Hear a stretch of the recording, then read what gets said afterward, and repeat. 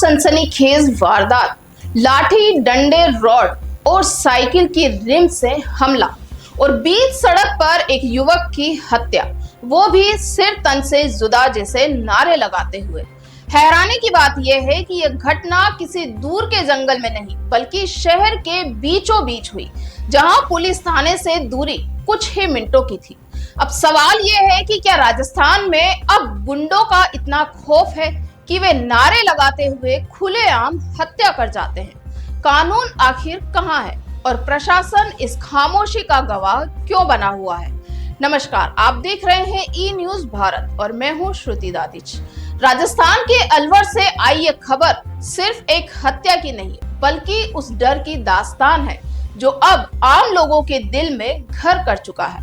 9 अक्टूबर की रात शहर की गलियां सुनसान थी और देसुला निवासी करण मल्होत्रा अपने चचेरे भाई चिंटू मल्होत्रा के साथ घर लौट रहा था।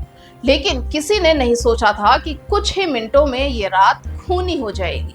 पुलिस की रिपोर्ट के मुताबिक रात करीब 10 बजे चिंटू अपनी पत्नी और बच्चों के साथ स्कॉर्पियो में घर लौट रहा था। जब वो एमआई इलाके में बैंक के पास पहुंचा तो पहले से घात लगाए बैठे करीब 13 लोग उस पर टूट पड़े। हाथों में लाठी डंडे रॉड और यहाँ तक कि साइकिल की रिम।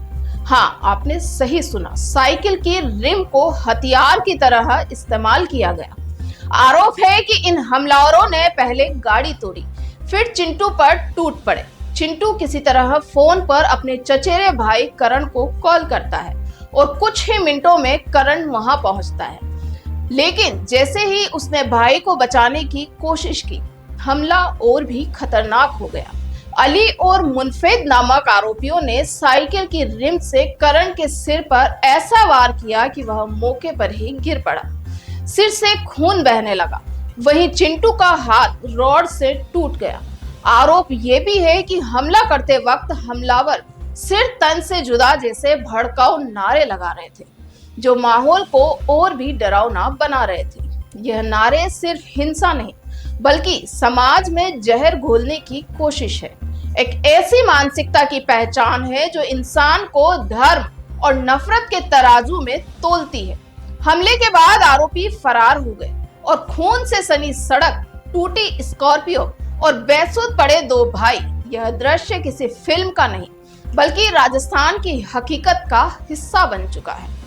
करण को अस्पताल ले जाया गया, लेकिन 10 अक्टूबर की शाम उसने दम तोड़ दिया। 24 साल की उम्र में एक और युवक नफरत की आग में झुलस गया और पीछे रह गया उसका परिवार, जो आज भी समझ नहीं पा रहा कि आखिर उसका कसूर क्या था। हत्या के बाद शनिवार की सुबह अलवर की सड़कों पर गुस्सा फूट पड़ा। विश्व हिंदू परिषद और बजरंग दल के कार्यकर्ता जिला अस्पताल के बाहर धरने पर बैठ गए। उनकी मांगे थी कि मृतक के परिवार को सरकारी नौकरी, 1 करोड़ रुपए का मुआवजा और आरोपियों के घरों पर बुलडोजर कार्रवाई। धरने के दौरान माहौल इतना गर्म था कि पुलिस को भारी सुरक्षा तैनात करनी पड़ी। लोगों ने सवाल उठाया कि आखिर अब तक एक भी आरोपी की गिरफ्तारी क्यों नहीं हुई? क्या पुलिस डर रही है या फिर किसी दबाव में काम कर रही है? एमआईए थाना अधिकारी मोहन कुमार ने बताया कि करण मल्होत्रा की मौत हो चुकी है और चिंटू मल्होत्रा गंभीर रूप से घायल है।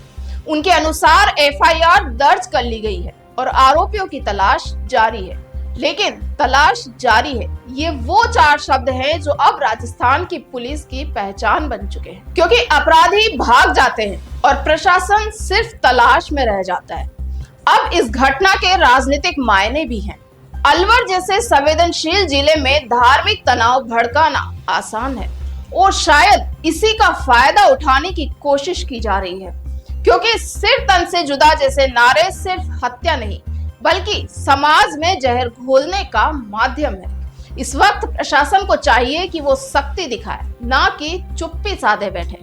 यहाँ यह सवाल उठाना जरूरी है, जब जयपुर से लेकर अलवर तक लगातार बढ़ रही गुंडागर्दी की घटनाएं सामने आ रही है, तो आखिर प्रदेश सरकार किसका इंतजार कर रही है?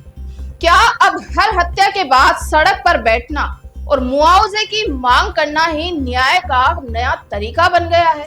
राजस्थान पुलिस ने कहा कि आरोपियों की गिरफ्तारी जल्द होगी, लेकिन लोगों का कहना है कि जब तक प्रशासन धर्म देखकर कानून चलाएगा तब तक न्याय नहीं मिलेगा। यह बयान सिर्फ एक गुस्से का नहीं बल्कि व्यवस्था पर सवाल का प्रतीक है।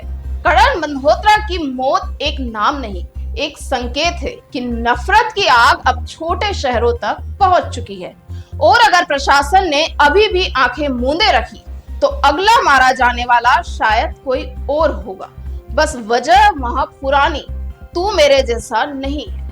अलवर की एक कहानी सिर्फ एक परिवार की नहीं बल्कि एक सिस्टम की नाकामी का आईना है, जहां पुलिस मौके पर नहीं बाद में पहुंचती है, जहां समाज धर्म के नाम पर बढ़ चुका है और जहां कानून अब बस बयान देने भर का औजार बन गया है। करण चला गया, लेकिन उसके खून के छींटे सवाल बनकर पूरे राजस्थान से पूछ रहे हैं, कब तक नारे लगाकर हत्या की जाएगी?